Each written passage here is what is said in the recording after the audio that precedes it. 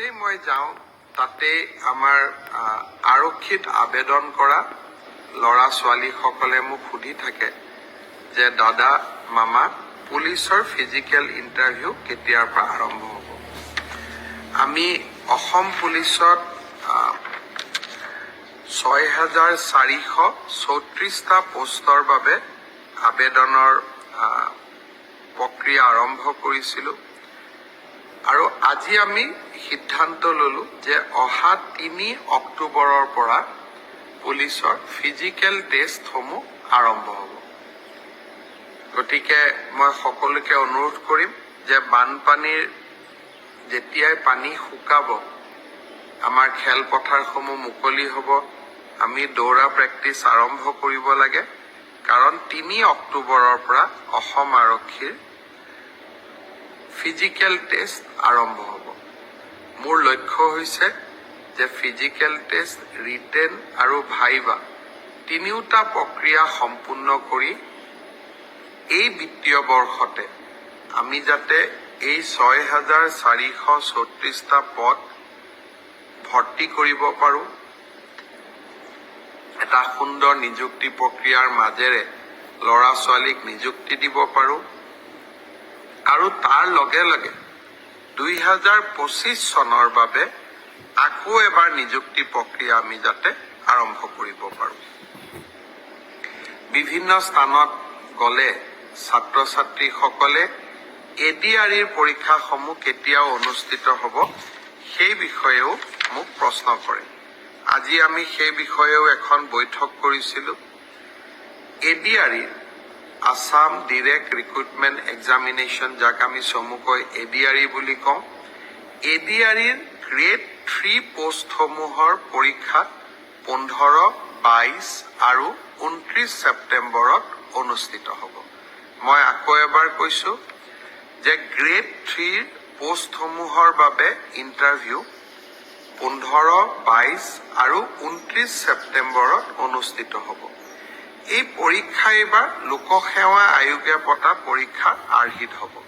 প্ৰথমতে প্ৰিলিমিনাৰী পৰীক্ষা হ'ব, তাৰ পিছত মেইনছ হ'ব আৰু মেইনছৰ পিছত আমি ভাইভা প্ৰক্ৰিয়াৰ মাজেৰে আমি সমগ্ৰ ইণ্টাৰভিউ প্ৰক্ৰিয়াটো সমাপ্ত কৰিম।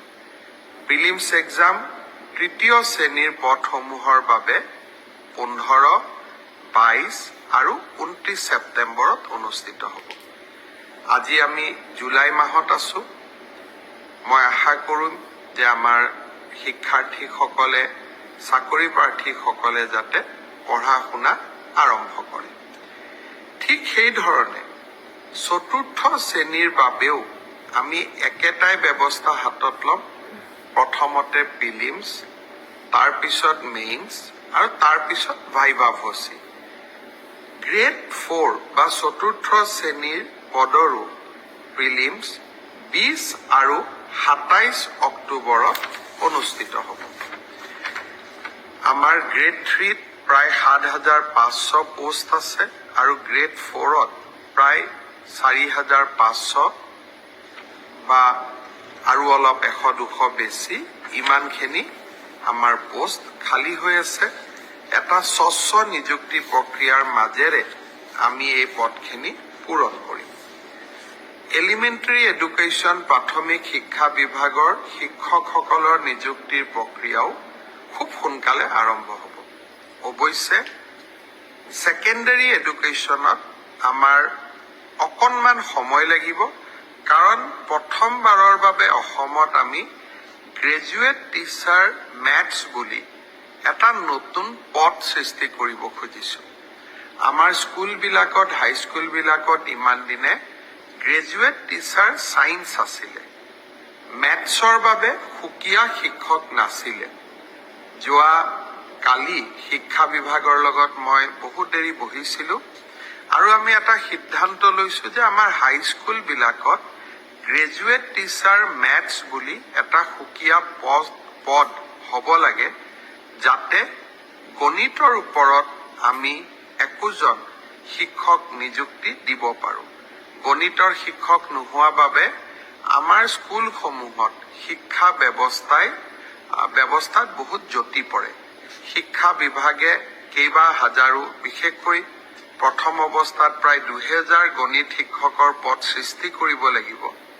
সেয়েহে মাধ্যমিক শিক্ষকৰ নিযুক্তি প্ৰক্ৰিয়াটো এমাহ বা 2 মাহ পিছত আমি আৰম্ভ কৰিম।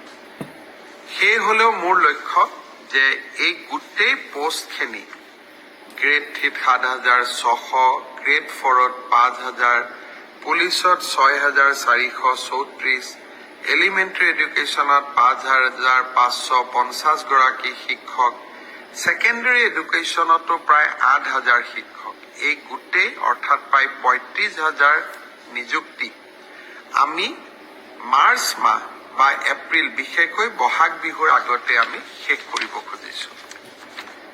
ছাত্ৰ ছাত্ৰীসকল, যুৱক যুৱতীসকল,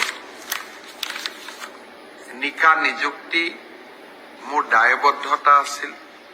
বহু সময়ত বহুতে কয় যে মেৰিটত নিযুক্তি পাইছো, চৰকাৰক কিয় খাতিৰ কৰিব লাগে।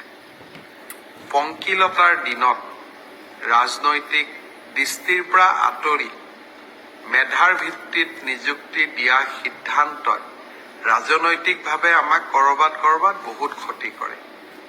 আনকি আমাৰ দলৰ মানুহবিলাকো বা আমাৰ দলৰ কাৰ্যকৰ্তাবিলাকো কেতিয়াবা মন বেয়া কৰে যে আমি দল কৰো কিন্তু চাকৰি আমি